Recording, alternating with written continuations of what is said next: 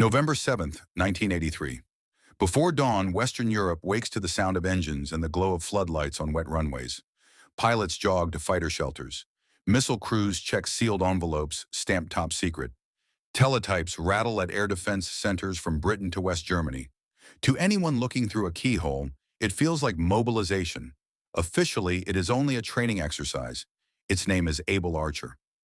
At Supreme Headquarters Allied Powers Europe, the scenario is simple and terrifying. A conventional war in Europe escalates. NATO practices the steps that would precede nuclear release. New procedures are being tested this year. New message formats. New authentication phrases. A tighter radio silence followed by highly realistic traffic. Even the timing mirrors how a real war might unfold. Across the inner German border, the other side is not sleeping. In Moscow, General Secretary Yuri Andropov is ill and suspicious. The memory of the Korean Airlines shoot-down 2 months earlier still burns. The KGB has been running Operation RYAN, a hunt for the earliest signs of an American first strike. Agents count lights in government buildings after dark. They tally the number of cars in secure parking lots. They read routine as threat. The Cold War in 1983 is a house full of dry timber. In a bunker near Brussels, a NATO watch officer reads the first injects of the day. Conventional forces are faltering. Requests for nuclear planning data are prepared. The words are exercise only, but the cadence is not. In East Germany, a Soviet air regiment receives a readiness notice. Ground crews pull canvas off aircraft. Technicians roll starter carts to harden shelters. Each side moves according to its doctrine, and each side watches the other through a fog of fear. Able Archer builds like a storm front. Day 1 is messaging and posture. Day 2 rehearses political consultations and the procedures for release authority. Day 3 approaches the hinge. Simulated authorization codes, alert movements, a shift to the final phase. For the first time in a NATO drill, the signals look and sound almost indistinguishable from the real thing. Inside the Soviet early warning system, indicators begin to cluster. Unusual communications at NATO headquarters. Changes to guard rotations. More aircraft on quick reaction alert. On their own, each item is explainable. Together, they sketch a shape nobody in Moscow wants to see. Analysts flag the pattern for senior officers.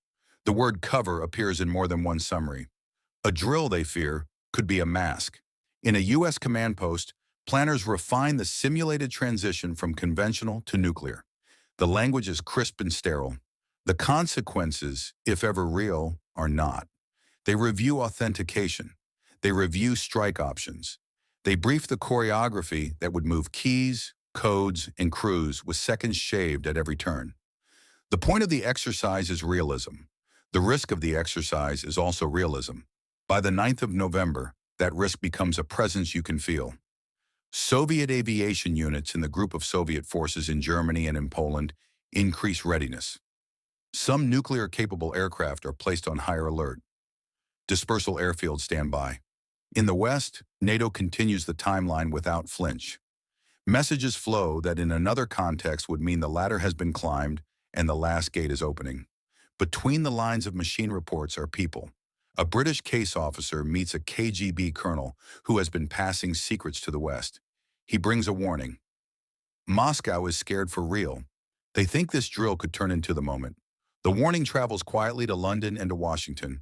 It does not change the script immediately. Momentum is the strong god of any bureaucracy in motion. In a gray morning office, a Soviet analyst signs off on a summary that makes his hands sweat. Indicators of preparation continue to accumulate. He is careful with words because words weigh more than data when fear is high. Possible cover. Possible pre-launch. The memo crawls up the chain, past men who learn to survive by never being the first to dismiss a danger. The higher it goes, the less oxygen follows it. Able Archer moves to its peak phase. Simulated nuclear release procedures are practiced. The tone of messages, the structure of codes, the timing between them, all align with what war would require. The point was to make sure the system works. The result is that the other side sees what a working system looks like. The day closes over Europe with orange reflections and puddles and contrails fading into blue. Somewhere on each side, a junior officer stares at a phone and hopes it never rings. Everyone is certain that everyone else is certain. That is how uncertainty becomes lethal. Night draws a line across the map, but the work does not slow. In Western Germany, crews sit strapped into cockpits, harnesses tight, helmets resting on noses, waiting for the clock or the call. In East Germany, crews do the same. The symmetry is almost beautiful if you forget what it means. A push of doctrine, a rush of time, and Europe could become a map of wind and heat. 1983 is the worst year to play close to the edge. New American missiles are arriving in Europe. Shorter flight times pointed like a knife at Soviet command. The rhetoric of evil empires has landed like a dare. In the Kremlin, old men who fear they will not live to see a defeat convince themselves that attack may be imminent. On the Western side, confident planners convince themselves that detailed practice deters war by showing readiness. Each side believes its story. Each side becomes a character in the other's nightmare. The exercise timeline enters the final hours before simulated release. Paper drills become voice drills. Voice drills become messages that echo exactly how a crisis would sound. The scenario states clearly that these are not real orders. But machines and men outside the scenario do not read the fine print. They observe motion. They count aircraft. They listen for cadence. They detect a pattern that to them means now. In Soviet Europe, a small cluster of nuclear-capable aircraft goes to higher readiness. Additional alert crews are posted. Air defense units change posture. Transport units prepare for possible dispersal. None of this guarantees an attack. All of it increases the chance that a mistake will be read as one. When forces lean forward, the space for doubt gets squeezed until it cannot breathe. The human mind starts to protect itself by shrinking the world. A NATO major focuses on the next message, the next code word, the next check. His life narrows to a checklist and a pencil. A Soviet duty officer focuses on the next update from the KGB residency in Bonn, on the next cable from Warsaw Pact headquarters, on a rumor passed with the urgency of truth. Their nerves hum at the same frequency. A warning moves across the Atlantic from London. The British tell Washington the Soviets are genuinely alarmed. This is not theater. It is fear. At the White House and the Pentagon, the words leave a mark. The last steps of Able Archer remain on the schedule, but the tone shifts. The people who can throttle tension down begin to ask whether the realism has done its job too well. Under the fluorescent glare of a secure room, a U.S. officer reads a summary that tightens his chest. The Soviet side has raised some forces. Communications suggest a higher alert state in select units. Nothing is definitive. Everything is plausible. He remembers a classroom lecture about the Cuban Missile Crisis and realizes history felt exactly like this to the people inside it. Confusing while it happened, obvious only to those reading about it later. In Moscow, a senior staff officer initials a recommendation to keep forces on edge until NATO ends the drill. He knows the stakes. He also knows the price of being wrong in this building. He advises caution that looks like threat from the other side. This is how mirrors make monsters. Able Archer reaches the moment it was designed to reach, the simulated transmission of nuclear release messages. Every step ticks according to plan. The realism is total. The drill does not cross into launch. It was never going to. But over the border, in rooms where the paperwork for nuclear use is a living thing, men do not know that with certainty. They only know what they see and what they fear. The day ends, and with it, the most dangerous part of the exercise. On the Soviet side, some units remain keyed up into the night. On the NATO side, controllers write evaluations about timing, authentication, and communications discipline. If you stack the reports side by side, they describe two different worlds living in the same week. What kept the week from turning into a catastrophe is not one heroic gesture. It is a slow accumulation of small restraints. A message sent a little softer. A commander deciding not to add one more dramatic touch to prove a point.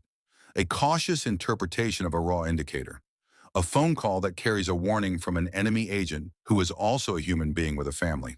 Threads, not cables, and yet enough to hold.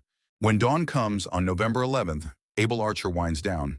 The last messages go out. Air crews unbuckle. Shelter doors roll closed. On the Soviet side, readiness drains in careful stages. The men who were holding their breath let it out through their teeth. The week does not end with headlines. It ends with paperwork. After the exercise, the story spreads in fragments. Some in NATO congratulate themselves on a realistic test of a terrible system. Some in the intelligence world whisper that the Soviet reaction was closer to panic than anyone wants to admit. In London, a double agent tells his handlers just how dangerous the mood had been. Months later, the American president hears a briefing about how frightened the Soviets were, and he writes in his diary that he is surprised. The Cold War has been a wall of noise for years. Now he hears the fear behind it. The facts do not arrange themselves into a perfect diagram. Historians will argue about how close the world came, but you do not need a meter on the wall to know when you walk near the cliff. Able Archer showed how narrow the path was in 1983 when one side's safety looked like the other side's attack. It proved a simple point that large systems forget. Realism without communication is a hazard.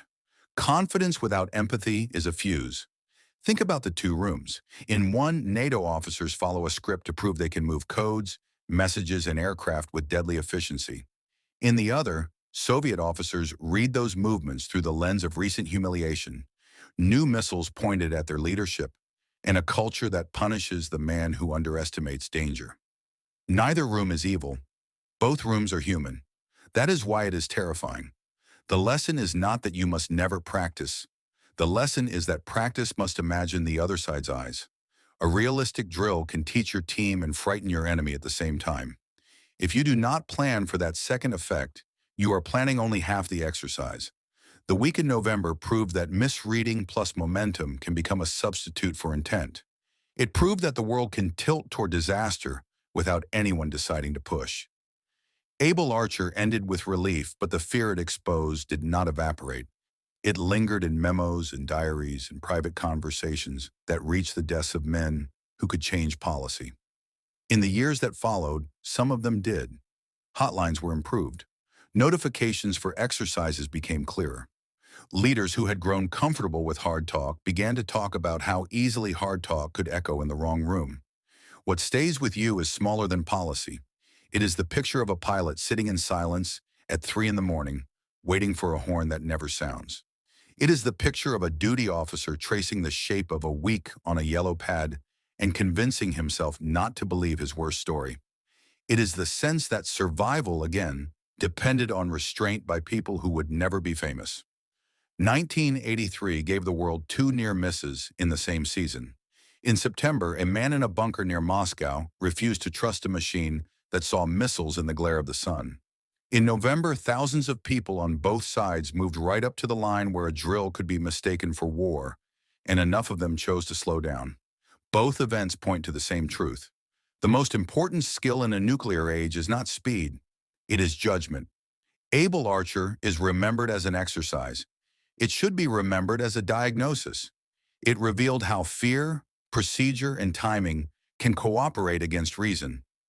It showed that the thing we call deterrence still relies on human beings who can see past their own scripts. The week ended quietly because enough people kept doubt alive long enough for the danger to pass. If you are listening to this in a calm room, that calm is part of the story. It exists because in 1983, when messages became too realistic and imaginations ran too hot, strangers across a hostile border reached the same decision without speaking. Wait, recheck, stand down. The lights stayed on.